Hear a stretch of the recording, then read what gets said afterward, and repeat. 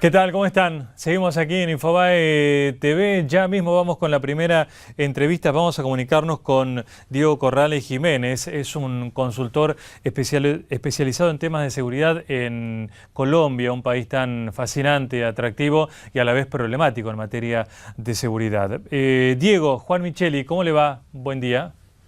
Juan, un saludo muy especial a ti y a todas las personas que nos acompañan a esta hora. Bien, gracias por atendernos. Queremos que nos cuente, por favor, lo más simple posible, cuáles fueron las claves para que en una ciudad, por ejemplo, como Medellín, en Colombia, pudieran avanzar en la lucha contra la inseguridad. Digamos que básicamente fueron tres elementos muy importantes. El primero tiene que ver con un liderazgo político alrededor de enfrentar el crimen organizado. Aquí no nos pusimos a discutir si la seguridad era un tema de izquierda o era un tema de derecha, sino que la seguridad era un tema donde los ciudadanos tenían que sentirse tranquilos y generar todas las estrategias, proyectos y acciones para que los ciudadanos se sintieran tranquilos. El segundo fue elaborar una serie de acciones estratégicas, tácticas y operativas, desde los temas de percepción y comunicación, programas de prevención, pero también programas de disuasión y coerción que iban hasta la sanción. Te pongo tres ejemplos muy rápidos. Sí. Uno, el tema de objetivos de alto valor agregado, objetivos de alto valor, es decir, identificación puntual de cabecillas o personas, líderes de bandas organizadas, de crimen organizado, a los cuales se iban a desmantelar esas estructuras.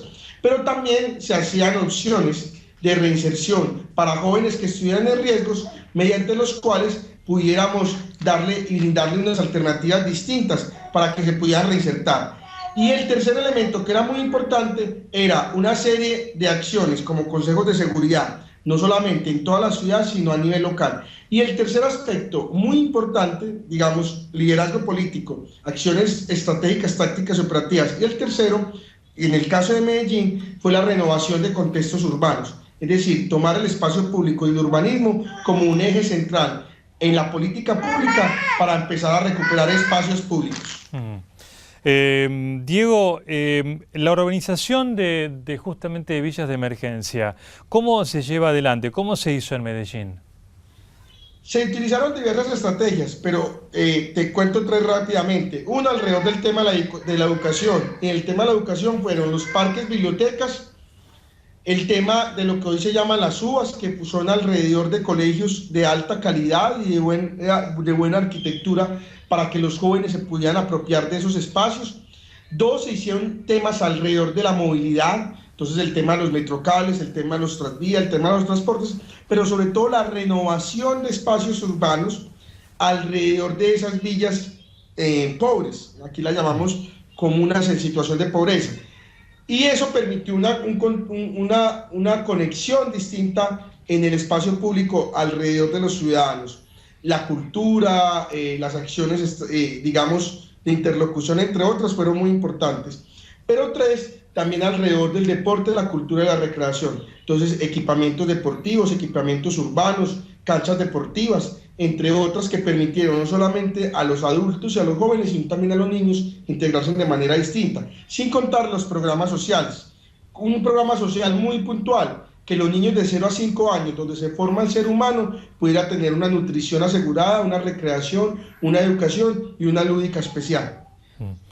Diego, si viéramos una línea de tiempo en Colombia o en Medellín puntualmente, ¿cuándo fue el pico de inseguridad y cuándo empieza a bajar? ¿En qué años y con qué acuerdo político? El pico de inseguridad indiscutiblemente fue alrededor del tema del cartel de Medellín, de Pablo Escobar, del tema del narcotráfico, del tema de las guerrillas y el tema de los paramilitares en los años 90. Alcanzamos a tener 381 homicidios por cada 100.000 habitantes. Ninguna ciudad en el mundo ha logrado tener una cifra tan escandalosa de homicidios y de violencia como lamentablemente la tuvo Medellín. Sin embargo, a partir del año 2003-2004, cuando se dan y coinciden tres elementos y tres condiciones especiales, empiezan a reducirse la violencia y los homicidios. Primero, la política de seguridad democrática del presidente Álvaro Uribe, que empieza a desmantelar grandes grupos de narcotráfico, pero también la guerrilla, especialmente la de las FARC, con golpes significativos. Segundo, la desmovilización de grupos paramilitares. Y tercero, también se da unas políticas locales especialmente en el tema de Medellín, que giran alrededor de la seguridad y el urbanismo social. Aunque aquí también hubo un ejemplo, un modelo bien exitoso en Colombia, que se dio a finales de los años 90, que fue con las alcaldías de Antanas Mocos y Enrique Peñalosas, que fue digamos,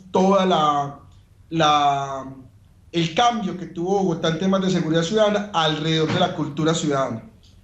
¿Qué pasó con aquellas economías que vivían del narcotráfico? Porque ese es uno de los principales problemas, que cuando el narcotráfico genera tantos ingresos, algunas poblaciones terminan dependiendo, digamos, los granjeros, los chacareros o los pequeños pueblos de la economía del narcotráfico. Pero no solamente, digamos, es el tema del narcotráfico, sino todo lo que llamamos las rentas ilegales. Hoy el mundo está afrontando enormes retos en temas de seguridad alrededor de las rentas ilegales. Y las rentas ilegales tienen que ver con el tráfico de drogas, con el tráfico de armas, con el tráfico de personas, con el tráfico de la propiedad intelectual, entre otros principalmente. Todo lo que tenga que ver con rentas ilegales que produzcan economía a partir de la legalidad, obviamente es un botín muy apetecido por los grupos ilegales para tener como fuente de financiación su actividad criminal. En el caso nuestro es el tema del narcotráfico, y no solamente el tema del narcotráfico como un asunto de Colombia, sino también como un asunto que empieza a desplazarse para toda Latinoamérica. La guerra de carteles hoy que se da en México principalmente, pero también algo, digamos, lamentable que suele ocurrir, que es lo que los expertos llaman el efecto globo. ¿Qué es el efecto globo? Cuando usted está haciendo mucha presión sobre un lado, a veces el problema no desaparece, sino que se traslada. Y eso pasó un poco con el tema de Colombia y Argentina. La mayoría de capos argentinos, la mayoría de capos colombianos que han sido capturados por el narcotráfico durante los 2 últimos años, el más del 80% han sido capturados por fuera de Colombia. Y de ese 80%, cerca del 70-80% de ese porcentaje que ha sido capturado por fuera de Colombia ha sido capturado en Argentina. Entonces, el delito ya es transnacional, el crimen organizado no respeta fronteras, y lo que podría ser un problema de microtráfico en una villa termina siendo parte y engranaje y eslabón de un problema mucho más grande que va por todo el territorio, por todo el orbe mundial. Cuando narcotraficantes van a un país determinado, ¿se puede pensar que es una suerte de planificación? ¿Se piensa antes o van al azar a cualquier lado? Claro, todo hace parte de una estrategia. El hecho de que muchos narcotraficantes de Colombia, por poner el caso, se hayan ido a vivir a Argentina, no hace parte de hechos coyunturales o que Argentina sea muy agradable per se, que de por sí es pues un país maravilloso.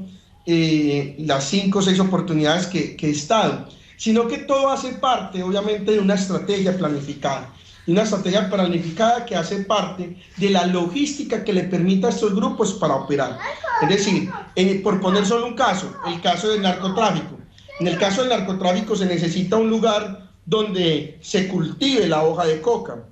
Luego de que se cultiva, hace parte de un proceso de manufactura o un proceso de producción para convertirlo en cocaína.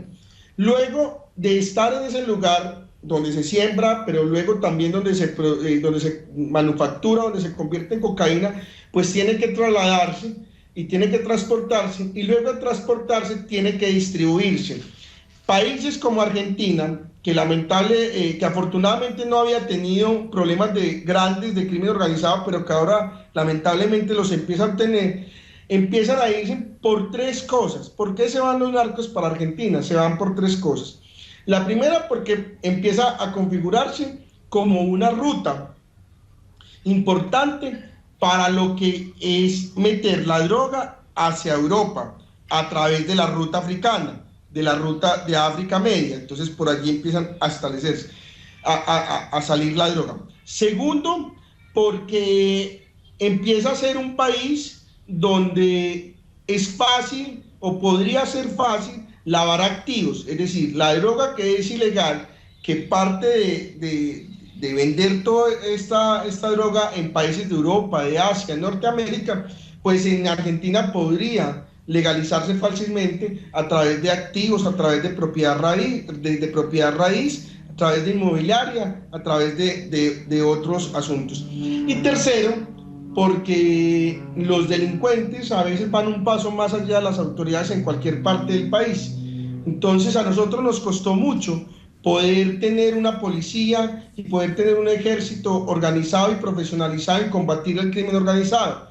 Ahora el reto de las autoridades argentinas es cómo controlar este tipo de actividades criminales. Entonces a veces no los persiguen mucho, sí, o a veces no tienen las herramientas o no tienen la inteligencia porque es un fenómeno nuevo. Lo ideal es cómo empiezan los países y las autoridades de estos países a aprender de ciudades y de países que lamentablemente vivieron esa situación. ¿En Colombia se creó alguna fuerza de seguridad especial para combatir el narcotráfico? Sí, y digamos diversas tácticas y diversos modelos.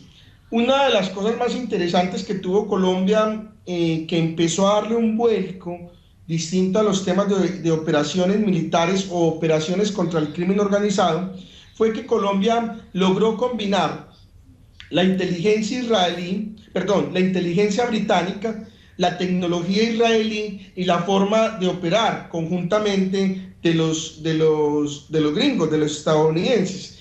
La combinación de esos tres factores, llevada a la colombiana, permitió crear comandos conjuntos, comandos urbanos, permitió crear algo que era objetivos de alto valor, y era que mientras que cada fuerza militar tenía información de inteligencia sobre determinado capo, sobre determinada estructura, y cada uno actuaba de forma individual, acá lo que hicieron fue identificar capos o estructuras y todas las fuerzas creaban sinergia alrededor de la inteligencia y sinergia en la acción. Que no era cada uno por su lado, sino que eran todos actuando conjuntamente.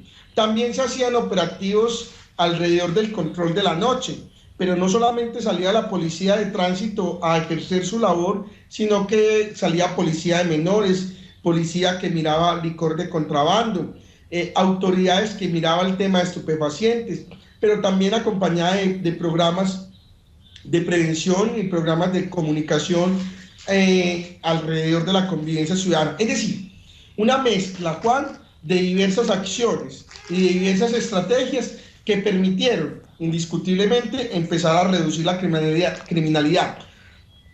Que todavía falta mucho por hacer, por supuesto, que todavía los retos son muy grandes, por supuesto, pero ahí se ha venido avanzando. Y se ha venido avanzando alrededor de la combinación de políticas integrales.